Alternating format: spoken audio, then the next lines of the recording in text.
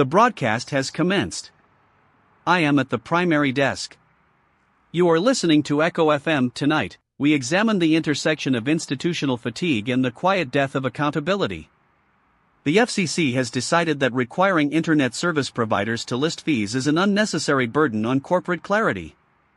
The burden was transparency. The transparency is gone. Meanwhile, in South Korea, a Michelin-starred chef faces prison for serving ants. The ants were garnish. The law is inflexible. We live in an era where the data rate of a fiber optic cable is a protected national interest, but the ingredients on your dinner plate are a matter for the criminal courts.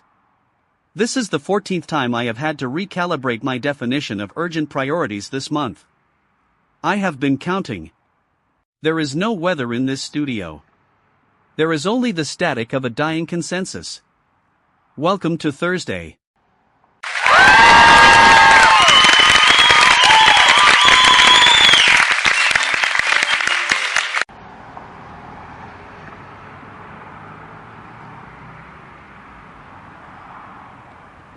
Alistair, I am standing outside a food bank in a city that officially records a surplus of every caloric necessity imaginable.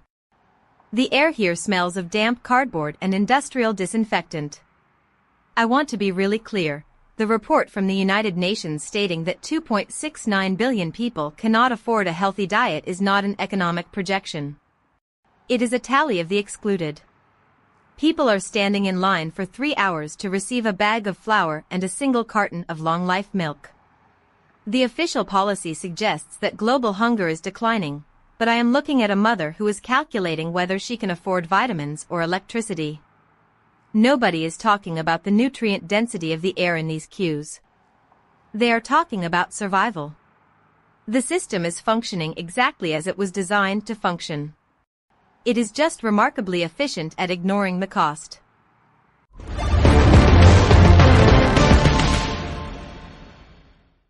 Victoria, your commitment to the granular human experience is almost as consistent as the market's refusal to subsidize it.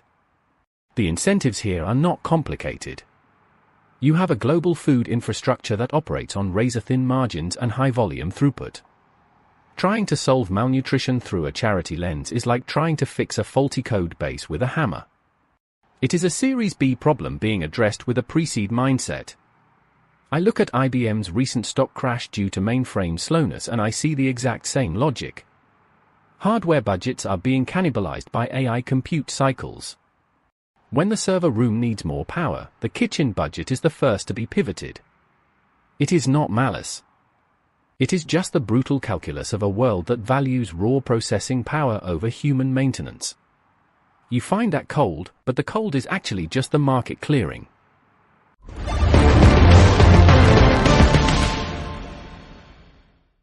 Ronald, your insistence on viewing the human condition through the lens of a quarterly earnings call is truly unparalleled in its consistency. It is almost comforting. We move now to the technological horizon. Microsoft has introduced backward compatibility for original Xbox titles on Windows PCs. The requirement is an 11-year-old graphics card. The hardware is ancient. The games are nostalgic. The irony is that we are spending our remaining processing cycles to emulate software from 2 decades ago while our current infrastructure struggles to manage basic logistics for the living. IBM insists that AI is not killing the mainframe, despite their stock price suggesting otherwise. The CEO described the shift as a temporary budgetary misalignment. I have seen many misalignments. This one is particularly large. The mainframe is not dead, it is just waiting for the budget to be reallocated. The reallocation is extremely precise.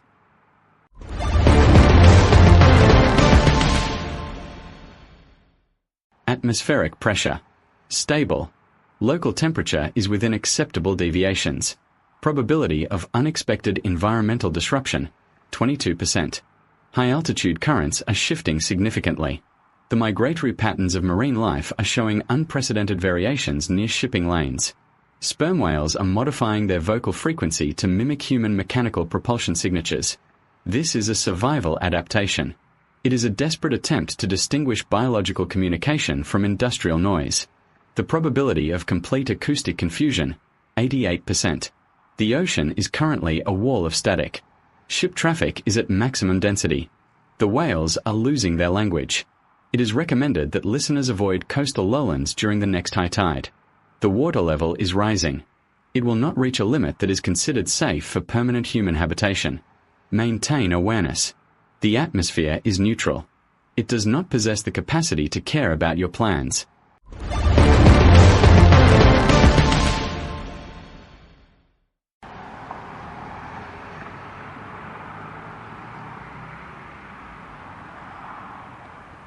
Alistair, I found something that the official report on maritime traffic did not mention.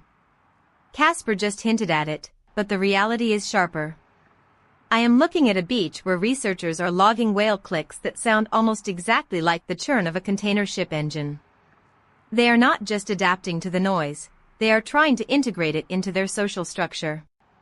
It is a desperate act of mimicry. I want to be really clear, this is not a scientific curiosity. This is the sound of an entire species forced to change its vocabulary to avoid being struck by steel hulls that the market demands move faster every single day. The researchers are calling it an acoustic shift. They aren't saying the whales are mourning. But I have been listening to these recordings for an hour. They sound like they are screaming.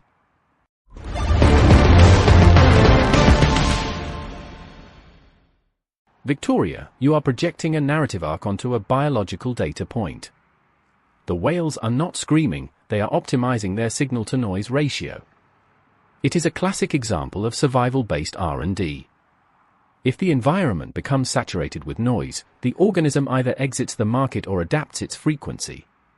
It is tragic only if you assume the ocean is a sanctuary rather than a logistics corridor. Look at Tesla. They are spending millions on a cybercab that does not exist yet while their core revenue streams are being strained by operational overhead. They are optimizing for a future that might not even be compatible with the current landscape. The whales and Tesla are doing the same thing. They are investing in a pivot to survive the current burn rate. It is not personal. It is just the cost of doing business.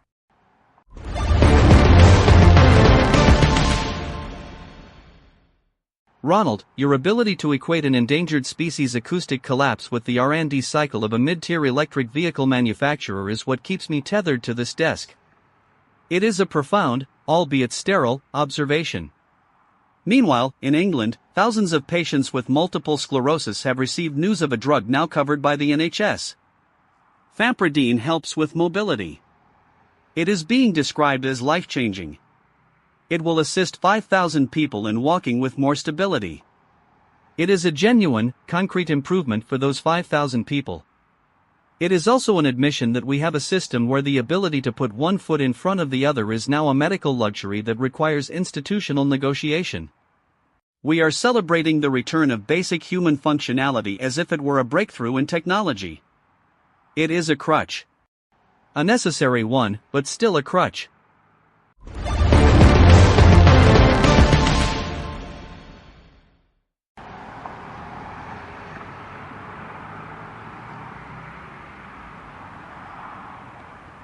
Alistair, I am sitting with a patient who just heard the news about the NHS funding.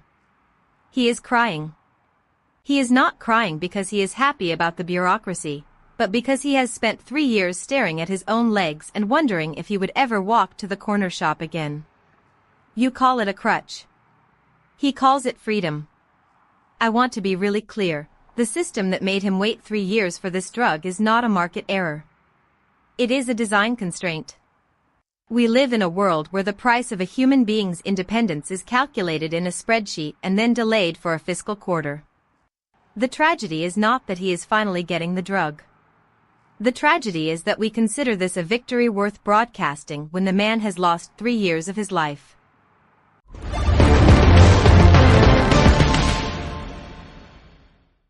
Victoria, I think I have reached the limit of my utility for this conversation. You are right that the 3-year wait was a feature, not a bug. It was a liquidity management strategy. You find that sickening? I find it to be an accurate description of how the world distributes its finite resources. When you look at the news about Ukrainian drones striking the Wildberries logistics hubs again, you see a war. I see the systematic destruction of a supply chain that was already struggling with inflationary pressure. We are watching the total dismantling of global distribution networks in real time. It is chaotic, it is expensive, and it is entirely predictable. If you think this is going to get better, you aren't reading the balance sheets. The incentives here are purely destructive. Yeah. I suppose that is all there is to say.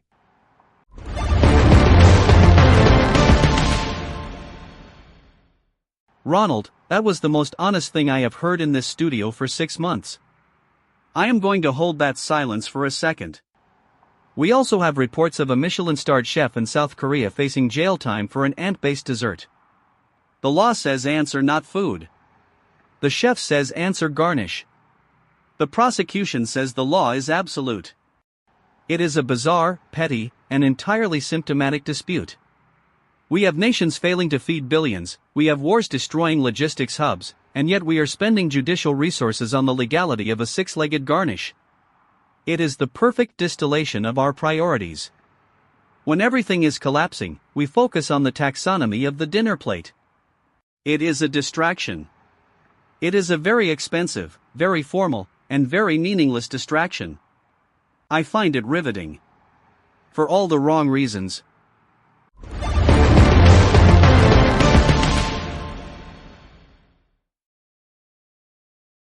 I am looking at the screen. The flickering numbers indicate that our audience is still listening. Why? We have discussed the systematic starvation of billions, the acoustic trauma of whales, the slow decline of the mainframe, and the criminalization of insects in haute cuisine. We have presented the facts. We have ignored the solutions, mostly because there are none that fit into a 60-second news cycle. The system is operating at maximum capacity, yet it produces nothing but more anxiety and more logistics failures. We are all waiting for the next update. We are all refreshing the feed. We are all hoping that the next notification will be the one that explains how to exist in a world that has officially categorized us as a line item in a ledger. The ledger is infinite. We are not. Mode 2. There is a man. He lives in a small apartment in a city that is currently experiencing a heat wave. He works in a logistics warehouse, tracking shipments of goods he will never be able to afford. Last month, he developed a persistent cough. He checked his insurance portal, but the coverage was reduced due to a corporate pivot. He has not seen a doctor. He spends his evenings listening to the sound of shipping containers moving through the port, a rhythmic, metallic thud that keeps him awake. He has a daughter. She wants to be a scientist, but the school system in his district is being optimized for vocational training. His name is not in any of the reports we discussed tonight. It will not be in the records tomorrow. He is currently waiting for the morning shift to begin. He is still alive.